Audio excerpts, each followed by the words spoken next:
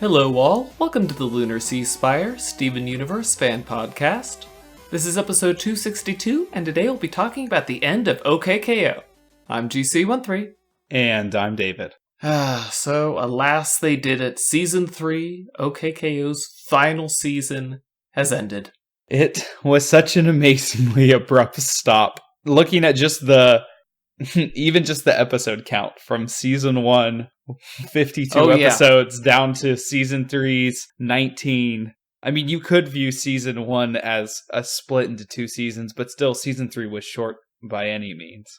I mean, can you imagine if they had got like 52 episodes to play with for the final bit, rather than just the 19 they got? Or I guess 20 if you count the two-parter. I mean, that's basically what the last episode served to be. It's kind of like OK K.O. has a finale episode, which is what Let's Fight Till the End is. And then I wouldn't even call it an epilogue episode. It's like half epilogue, half here's every idea we were thinking about plus some jokes. Yeah, not every idea. I know Ian was on Twitter talking about, we had this idea where Fink could go to K.O.'s school. And I'm like, I would love to see that episode. Oh, I mean, there's so much, even just, from a lore side that's unexplained, like... What is the neutral zone? Just look at, Boxman. We've wanted to know about his chicken arm in his eye as much as fans wanted to know about, Zuko's scar, right? Except in that show, we knew about Zuko's scar by episode 12, whereas we're 70 episodes into this show and it's over, and some things will remain a mystery. Forever. Tisk, tisk, tisk. Unless someone brings it back, Ian said he is in no way disinterested in bringing the show back just because it ended prematurely. I mean, even the finale ended prematurely. I mean, just going from Dendy's video channel or, oh, hey, Red and Enid, there's an attack at the POW card factory. Go take care of it. And then, oh yeah, by the way, that attack on the POW card factory caused a bunch of stuff, and now this tournament arc is happening in 2 whole episode time slots worth, and it's like, oh boy, we're just rushing from thing to thing. I mean, and heck, even Dendy's video channel and Carl had a huge gap between them. Oh yeah, everything skipped by fast, which also... I think the writers of the show knew it would feel that way, which is why that was the theme of Thanks for Watching the Show, which had life flash by quickly. I do not like it when they go that meta, just like your reality is an illusion, your world is an illusion. I do not like the meta episodes. Well, compared to that episode where K.O., physically witnessed his existence as a cartoon and he was, mortified by it, I think they struck a better balance in Thank You for Watching the Show, because instead of ending on a note of it being purely meta, the ultimate comment they wanted to make from that episode wasn't about cartoons or OK K.O. being a cartoon, but it was about growing up. So even though it uses the meta aspect, the actual thing they're trying to say, both in that episode and then ultimately through OK K.O. as a show, I think is about something that you can actually use in real life instead of just being a commentary on cartoons. I think that part has always been secondary to OK K.O. with the journey of what growing up means to K.O. Now, I do think that this finale kind of misses out on, for me, fleshing out what TKO was supposed to be in the show. It was an idea set up so early on because since Face Your Fears, we've known about K.O.'s dark side, and yet because even K.O. himself thought for so long that TKO was a separate entity placed in him by Professor Venomous, or, shadowy figure, because he didn't know it was venomous yet, it's hard to understand what it means for me for TKO to have always been a part of K.O. We know that K.O. was sensitive about his weakness at the beginning of the show, and his, he had a desire to be respected. And so I see how his desire for strength and for the respect of other people can lead to some kind of version of TKO, but it's just such an evil version of him. I mean, even the other characters aren't able with, speaking about love, like Rad and Enid are like, of course we can touch KO this time, like we did the first time when TKO showed up, by like smothering him with love. But even Mr. Gar saying, KO, I love you like a father, and they're crawling towards him, like nothing ultimately breaks through to TKO, which I both think is a really strange statement to make, but also, I mean, it does support the idea that in this case, self-healing is what had to come before anything else. And so it's ultimately a story about KO coming to someplace internally. I think the place where it fell weak for me, though, is that I've never truly understood how TKO was a part of KO in a way that meant that he needed to come to terms with that and then pull a Steven Universe change your mind type finale and fuse with himself again to become the new pointy tooth KO. It's just, I guess that's a meme. Cartoon protagonists fusing with parts of themselves. I'll tell you what the most disappointing thing about Thank You for Watching the Show was. How they of course KO was able to elbow drop that villain from the game, from the cloud because he's level 100. But, I mean, Gar was able to do that at level 11, so, like, I guess maybe since the POW card levels from before made no sense, maybe Gar really was just as powerful as KO ended up being? Question mark? I mean, at this point, KO has met Cobb and met the orange-skinned blonde president of that universe. I love him so much. Yeah, the president of the universe was amazing. I'm glad they managed to find a place for him. I mean, like of all the disappointments that the series could have left us with, not meeting the president of the universe is not one of them. And they gave us a very OK K.O.-like explanation for Glorbs, which I think was great, because all Glorbs needed to be was the manifestation of cartoon logic and cartoon magic in the world. And I think that was perfect. And, even though like the tree was kind of weird in its final execution, where it's just kind of like, it's there, but it's not that important because I don't know, because I guess Cobb and the president of the universe just place Glorbs there anyway, so who cares if it's a tree or not? But yeah, right? I mean, it's got to be something. That Glorb's got to come from somewhere. Yeah. I do think there would have been more build-up to what disempowerment really entailed to if there had been more build-up to the show, because like I get why Professor Venomous, it ties in, to the fact that obviously he was powerless, so he wants to disempower people, but it's just kind of like a final like I'm just killing everybody type thing at the end. I don't know how much it ties in with TKO's mission. Like he's just sort of blindly following Shadowy Venomous, and then Shadowy Venomous got some dominance asserted on him right quick by TKO. Yeah, no kidding. You'd think that your master plan would not include, okay, I'm going to pour all of this power into someone who I am now going to bully and insult. Yeah, and I don't want to dig too deep into the mechanics of it, but I feel like Shadowy Venomous could have taken on all the Glorb energy himself. I'm not sure why TKO had to be the conduit, except that TKO was already a little more powerful than him, but whatever. Yeah, I mean, it is... You want to know something? I'm kind of disappointed. I'm surprised we didn't get to see more of the what was it? Boxspot Prime. It's like Boxspot Prime gets introduced at the end of Dendy's video channel, strong enough to defeat TKO in a fight and make Shadowy Venomous be like, "Man, I don't want any of that." And then all of a sudden it's like, "Oh, we can't do anything until we get trashed later on when we decide we can do something."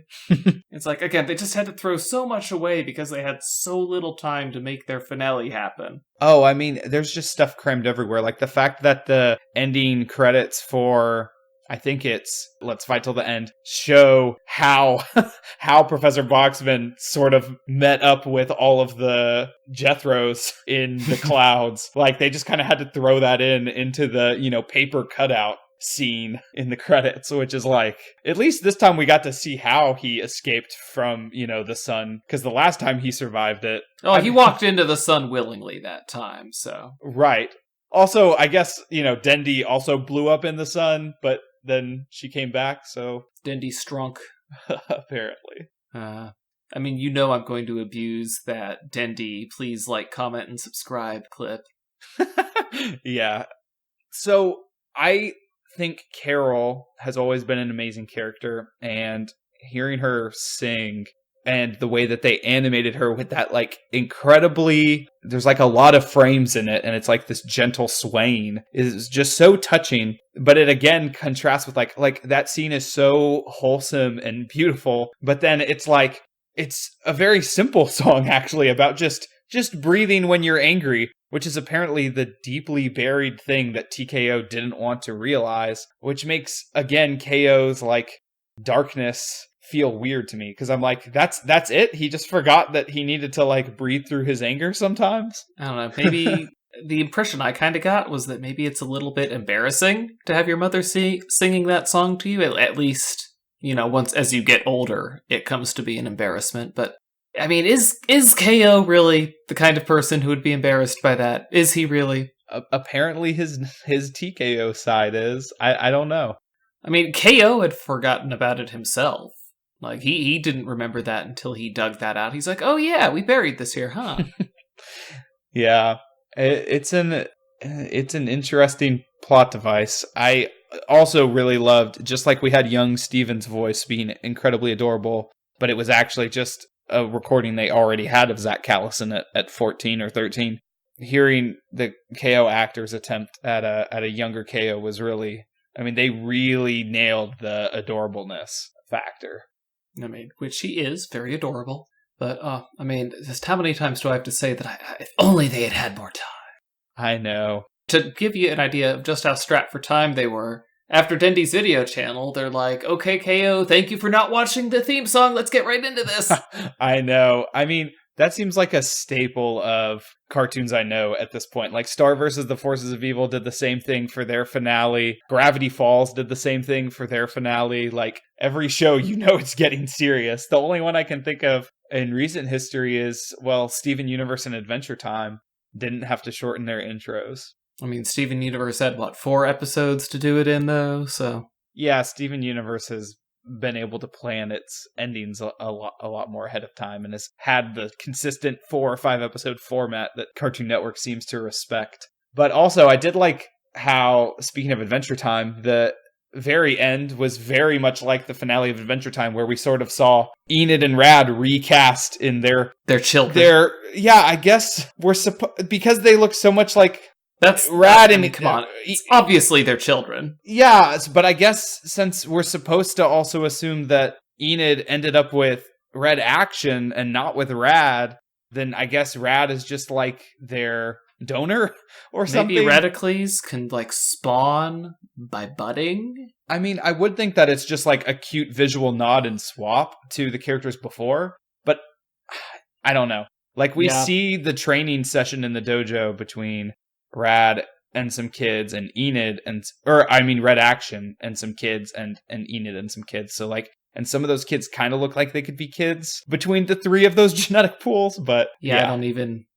It's complicated. I think what I took away from that ending sequence was Radicles is managing a cat cafe in his military uniform. What military allows this? Planet X is a strange planet.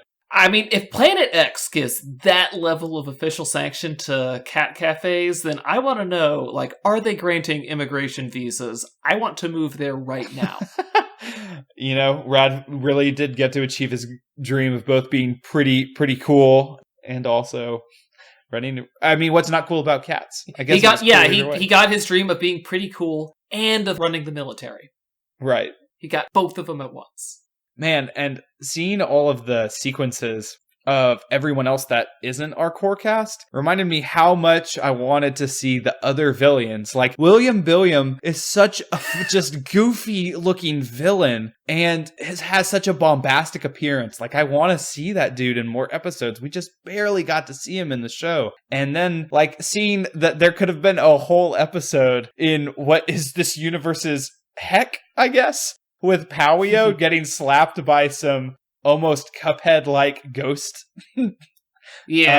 creatures is just, that one probably made me laugh the most.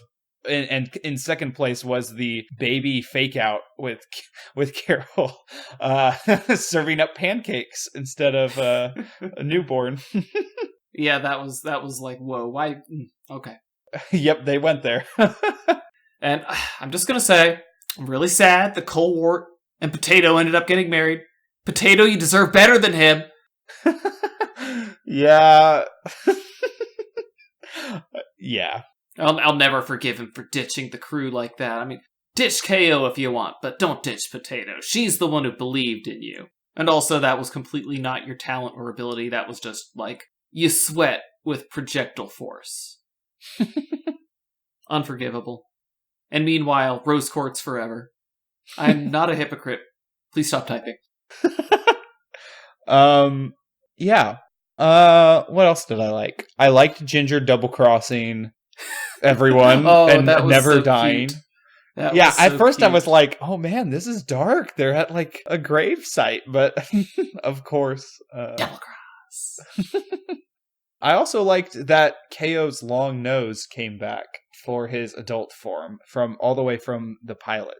That design was always goofy and hilarious, and it sort of had a different vibe from how the show is now. So, but I like that his nose was long again. It definitely reminded me of his old design, and I think that's what they were going for. Adult KO could make a perfectly good professional beat chunk if he wanted to. I do want to know though, like, was there literally no one else who could go and stop TKO? That the bodega knaves were the only ones who could go deal with that? It was a very limited in scope final battle. Like, even though we supposedly had a lot of heroes come by for the competition, there was still... It's not even just the final battle, where, like, you can't throw everything you have at TKO all at once, because he'll just use an AoE to take your power away. But, like, nobody else was even trying to stop him, like, at any other point during the previous episode. It's like, Dendy's just narrating, oh yeah, TKO's running around doing all this bad stuff. No one's doing anything about it. Yeah, like, point exists, right? Like, why were they not stopping that havoc? Yeah, you'd think, like, wouldn't Foxtail be like, maybe I should actually, be a hero this time? And, come on, Foxtail, get in there! But based on the amount of room they had with episodes, like, if you wanted to do that, unless it's like a 20-second gag of, like, Point going up to TKO and then getting, knocked into the clouds with a twinkle in their eyes. Raffle stomped. There just wasn't the room. Whereas there was apparently room for us to see Koala Princess chant a Bloody Mary type chant. Oh, yes. Oh, man, there are so many little bits they did. That was great. Yeah, that one was very out of left field for me. I was not expecting... And their phrase was like, don't squeeze, don't squeeze, don't squeeze. And then the don't squeeze monster face appears. That feels like a very personal story to whoever boarded that scene. Again, it's just, this is a sad time. I mean, OK K.O. ended before its time. I hope Ian goes on to do something awesome. Like, he already did something awesome, now he needs to do a new awesome thing. I mean, here's the thing. There's so much influence between both OK K.O. and Steven Universe, because it's almost like the showrunners are dating or something. Yeah, I do get that impression. They did some pretty good stuff in seasons 1 and 2 of Steven Universe, and seeing them work together on another show, although maybe that would put a lot of stress on their relationship, I feel like they're both very good at what they do. And so Ian could come back to take his old position for, what was he, like executive producer or something? He was one of the executive producers. Yeah, I don't know what he's going to do in the meantime.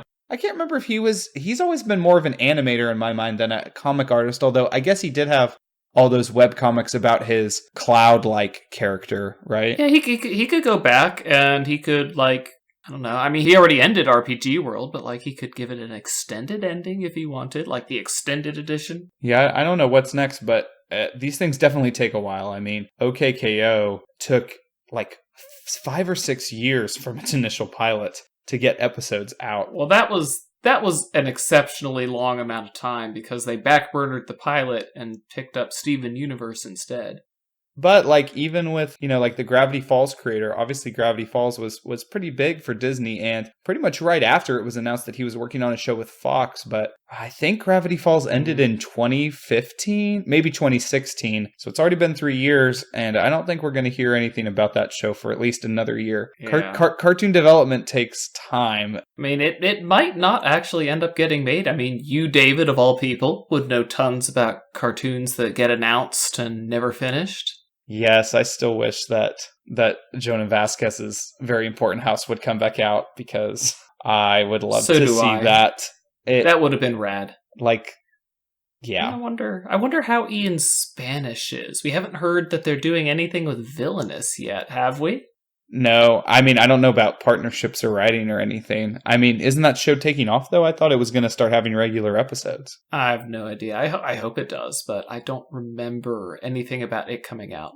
I mean, Ian JQ also, I just remembered, has been a part of Bravest Warriors, but their season 5, because he plays one of the characters, Waldo, but he might not have anything more to do with that as long as season 5 isn't out. But he has been doing that along the side, obviously, as he played Rad in this show too. It's not just being a, animator or showrunner that is in his forte. He also could keep doing voice acting. And can I just say, I love it when showrunners pick either the main character or a very important character for the show. Like, you have Mau Mau from Mau Mau Heroes of Pure Heart, or Susie from Summer Camp Island, or Radicles being voiced by the showrunner. Is it any coincidence that I love all 3 of those characters so much? Well, I mean, if we're just reflecting too on like Rad's character and Ian's involvement, I mean, that was the perfect type of character for a showrunner to be in, because, he was always like obnoxious, but also insecure, which is the perfect like way to sort of allow yourself to be in the show, where it could kind of feel like, like actually with Jonan Vasquez, he always hated that the crew would create self-insert characters and also draw Jonan Vasquez and the other showrunner into Invader Zim. He thought that was too pandering, whereas obviously Steven Universe and OK K.O. draw all their characters in. I personally love Ian, especially his appearance like lying dead on the ground after Guacola. Yes, the Guacola incident, yes. Yeah, I mean, sometimes the self-insert characters are fun, but in the case of Rad, I think that's especially doing it right, because it allows him to be there while also the character understands that he's, kind of self-important. Come to think of it, just like Radicles in the early part of the series, Susie is an obnoxious, self-important, but very insecure character. And come to think of it, Mau Mau grapples with crippling insecurity sometimes. And like all the main characters have their obnoxious moments, so interesting. I mean, either that's just a theme of modern childhood, or maybe, anxiety about yourself. Why not? Or, maybe it's something to do with being a showrunner too. Maybe. So did you have anything else you wanted to say about Akko's ending? I will miss it dearly. I really loved the animation in this show and the fact that it always wanted you to remember that it was a cartoon. So I'm really looking forward to future projects that Ian works on. Even if they're in another style, so be it. But this style really holds a special place in my heart as a continuation of that, like, always draw a frame different, always go crazy with exaggeration and be super expressive in a way that you just can't do in shows like, Steven Universe, where like he somehow achieved the perfect balance of there is a story and continuity, and yet the audience doesn't expect, if K.O.'s hair is way bigger in one scene than another, people don't freak out the same way they might over Peridot or Lapis's hair. Yeah, but OK K.O., you fought to the end. You are my best friend. Anyway, guys, that's been us on the finale of OK K.O. Join us next week. Until then, I'm GC13. And I'm David. Don't forget to leave us a review on Apple Podcasts or on YouTube. Give us the old thumbs up. Later, everybody. Don't forget to like, comment, and subscribe. Our opening and closing music is by James Roach. For more Steven Universe fan-related content, please visit lunarseaspire.com. Thank you for listening.